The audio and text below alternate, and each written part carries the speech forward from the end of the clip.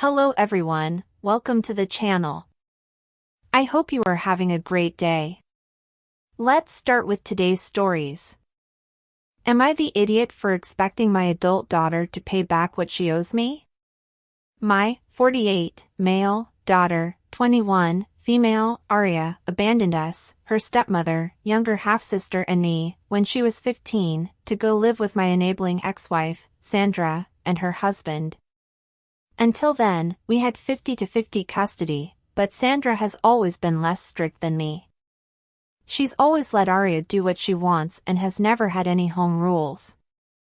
She also buys Aria everything she wants, so she will want to live with her.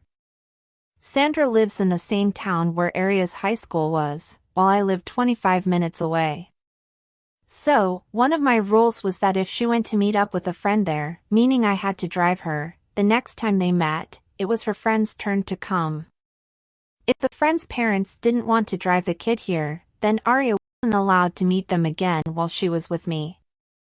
Everything was fine that way for years. The major fallout happened in her last year of high school. She was 15. She went on a trip to another country with her school, and didn't bother to send more than a couple texts when she was away for 5 days.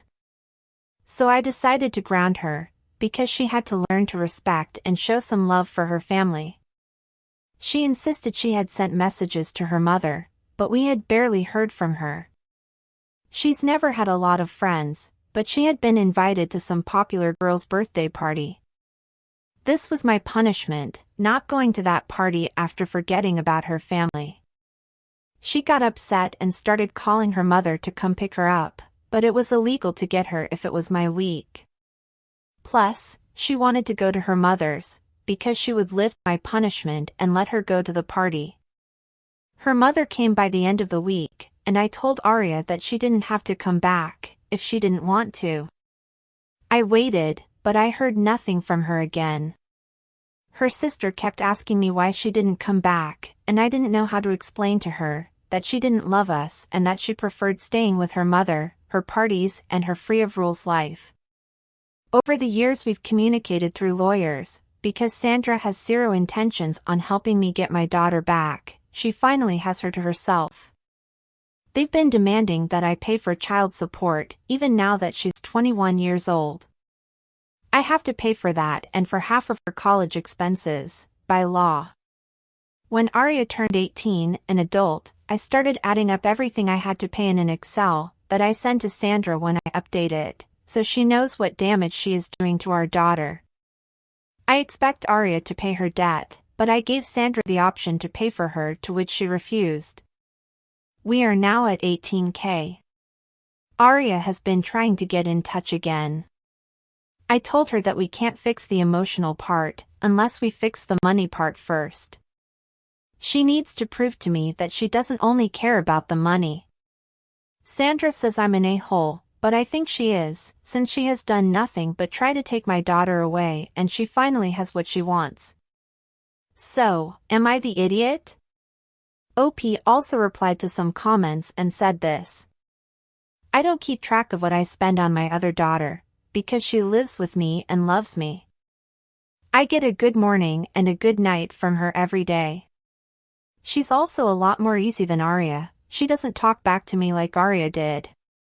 Also, Aria left voluntarily and her mother is capable enough to provide for her without my money.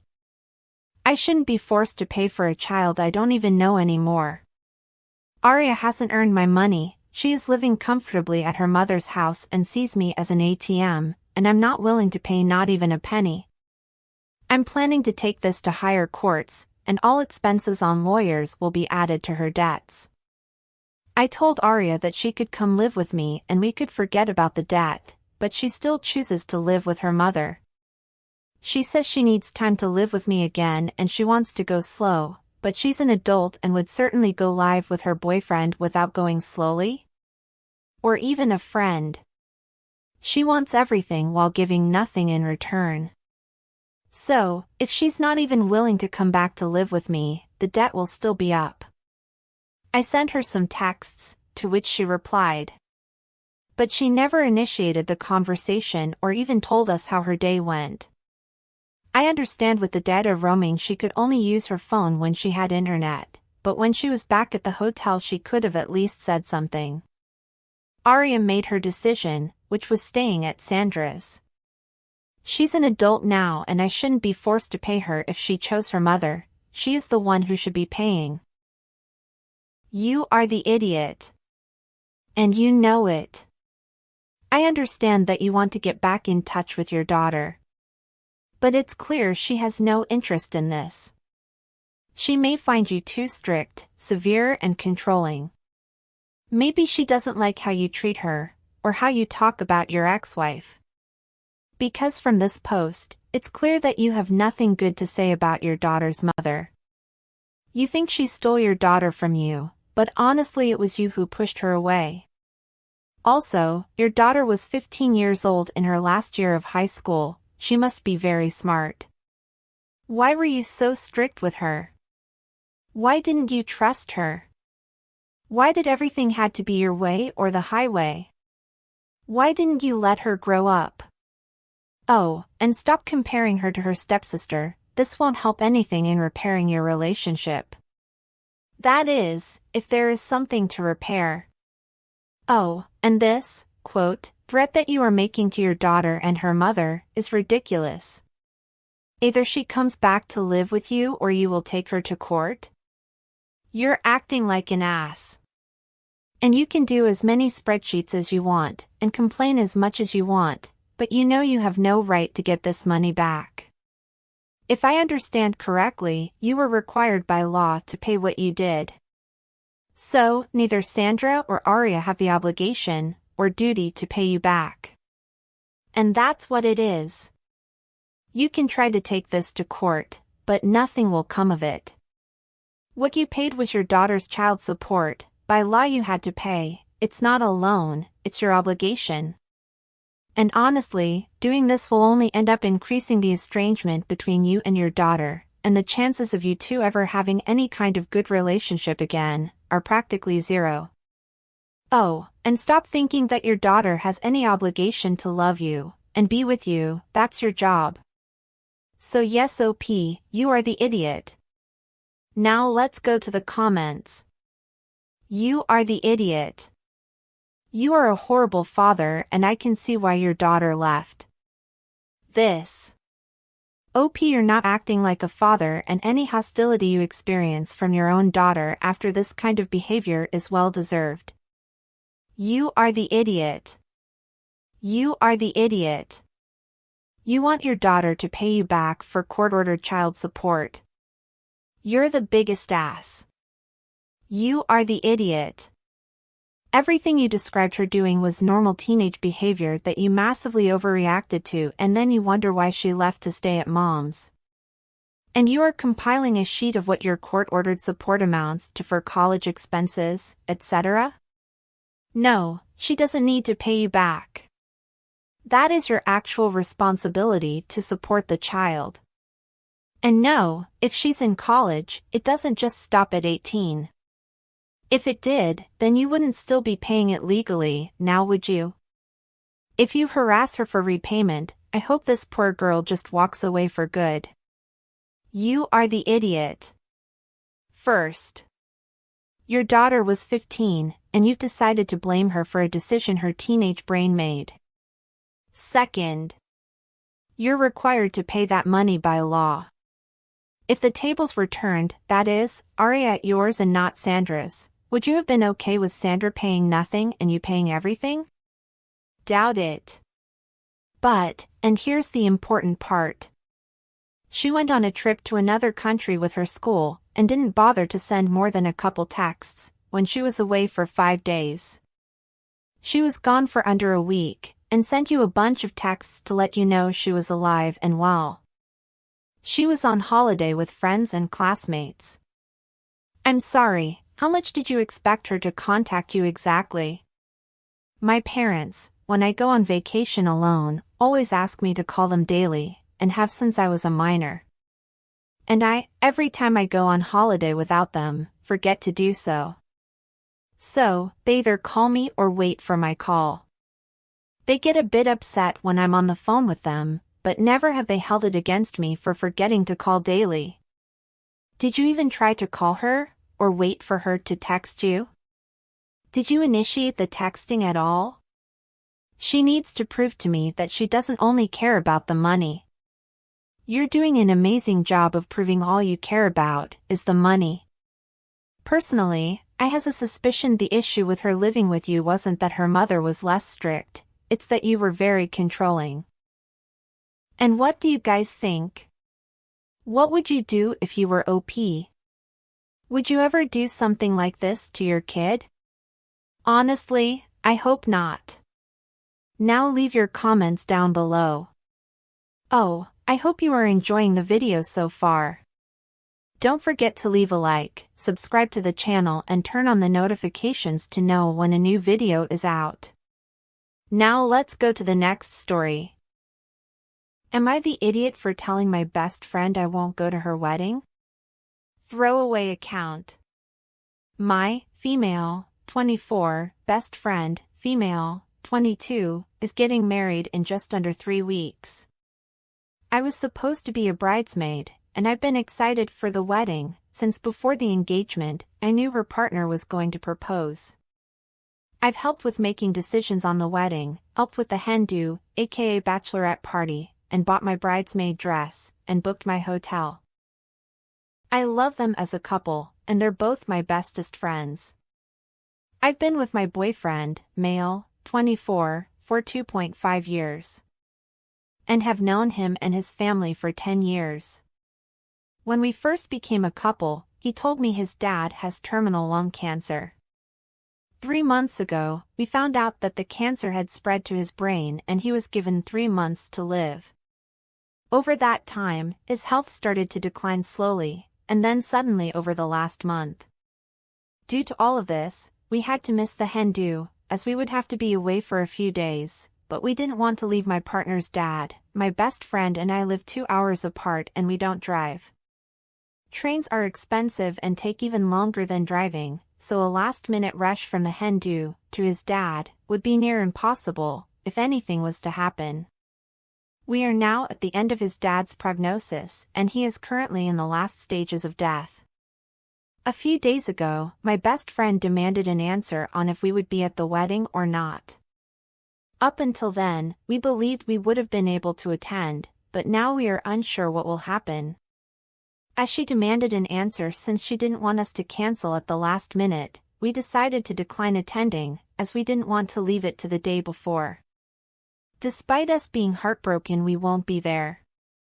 A few weeks ago, my best friend said to make my boyfriend's dad the priority over the wedding day. She clearly changed her mind, as in response to my message explaining our choice, she only screenshotted it and then instantly kicked me from the bridesmaid group chat. Then she ignored me for the following few days. When she finally responded, she said that she understood why my partner wasn't attending, but didn't understand why I wasn't. And she was devastated and angry over the choice. I explained that I refused to leave my partner alone during one of the hardest things he'll experience. Plus his dad also means a lot to me, as I went no contact with my dad 2 years ago, and since then, my boyfriend's dad has basically stepped up and been a father figure to me, so I want to be there for him too. I'm also disabled and haven't traveled alone overnight since 2019. She's still really upset and angry, and is ignoring me once again. She'd said that a few people in her life were on her side, yet people in my life understand my point of view, and are upset and shocked with her. So I'm confused. Am I the a-hole? Edit, just to answer some things. I'm disabled and in a wheelchair/scooter, so I do not have the help or extra arms to bring my things and transport myself alone. She had said that if this was reversed, she would attend the wedding. I told her I could have tried and gone just on the day, but she really needed an answer there and then. I would have found a way to do it, but she wanted a set response. OP also say this in the comments. I completely agree that she has a right to be upset. I would be too if the situation was flipped. I fully understand her being upset with the choice. But at the same time, her being angry at me is unfair, in my opinion. My situation isn't a normal situation, and I think she's forgotten that, and a lot of people have missed that in the post. I feel like this is a lose-lose situation here. But overall, my best friend is going through the best time of her life, whereas my boyfriend is going through the worst. In my opinion, he needs me more. Not the idiot OP.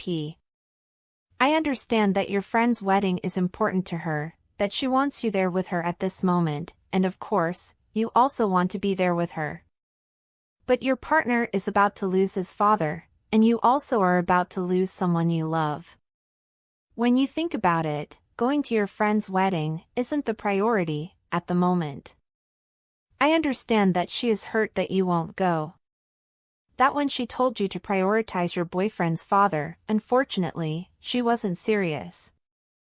I mean, maybe she was, at the time, but when she realized that you weren't going to choose her, she understood that she wasn't your priority, and that must really hurt her. Then the anger came, and she ended up taking it out on you. I'm sorry, OP. I'm sorry that you are losing someone so important to you. I'm sorry that your partner is losing his father, and I'm sorry that maybe you are also losing your friend. But know that you are not the idiot here. Now let's read what the comments say. Not the idiot. You are there supporting your partner. This may be the last few moments you both get to see your BF's dad. I am so sorry to the pair of you for your loss. The bride, however, has a right to be upset as one of her best friends isn't there, but her actions have been blown out of the water and shouldn't have acted that way. Not the idiot. This is a tough situation to be in, but I think you made the right call. It sucks that your so-called friend can't be more understanding. Not the idiot. Sometimes weddings bring out the worst in people. It's natural she's disappointed, but you really cannot be held responsible for needing to be with your partner and his family at such a tough time. I really feel for you. Maybe she will be calmer after the event, though don't be shocked if she holds on to the grudge. Like I said, wedding brings out the crazy. No idiots here. This is simply bad timing that no one can do anything about. I can understand why you don't want to leave your boyfriend alone. But also your friend is not wrong for wanting you there. Try attending her wedding alone if possible, but if you can't, you also have to understand that your friendship will be greatly affected by this. Not the idiot. This person is not your friend. A real friend would understand this situation and wouldn't expect you to ditch your boyfriend and his family when his father is dying for whatever reason. This is a situation that I thought, but wanted to avoid. The idea that she's not really a friend. And what do you guys think? What would you do if you were OP? Would you go to the wedding? Or would you stay with your partner in this difficult time? Please, leave your comments down below. And that's it for today, everyone. I hope you enjoyed. Until next time.